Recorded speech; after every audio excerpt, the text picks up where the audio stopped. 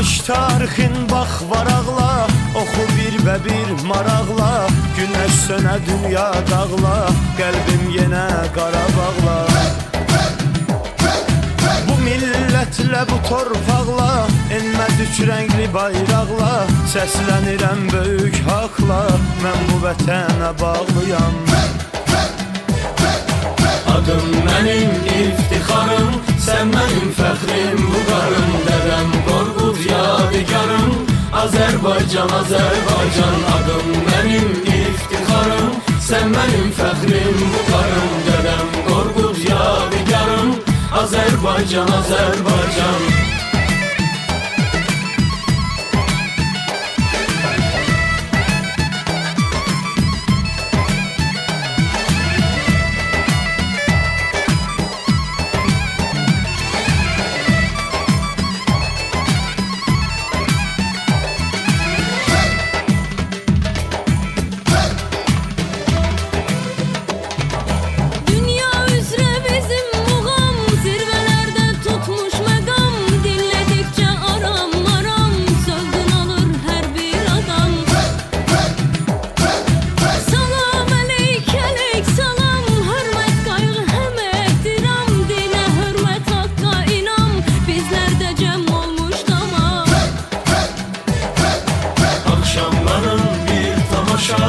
Urukların boşa boşa, deyir yaşa yaşa, Azərbaycan, Azərbaycan. Yaraşıldı mavi xəzər, şöhrəti aləmi qəzər. Qonaqların gələr gəzər, Azərbaycan, Azərbaycan.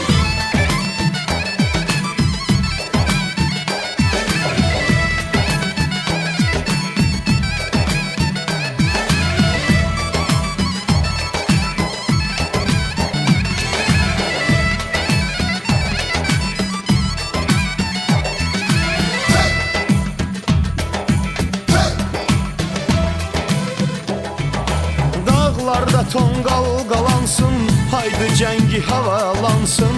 Bu çağrışı cihad sansın, igidlərin tez atlansın.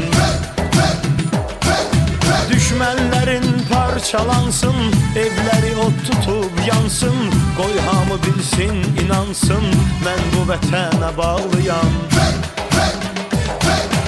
Adım mənim iftixarım, sən mənim fəxrim, vüqarım. Dədəm Qorqud yadigarım, Azərbaycan, Azərbaycan. Adım mənim iftixarım, sən mənim fəxrim, vüqarım. Dədəm Qorqud yadigarım, Azərbaycan, Azərbaycan.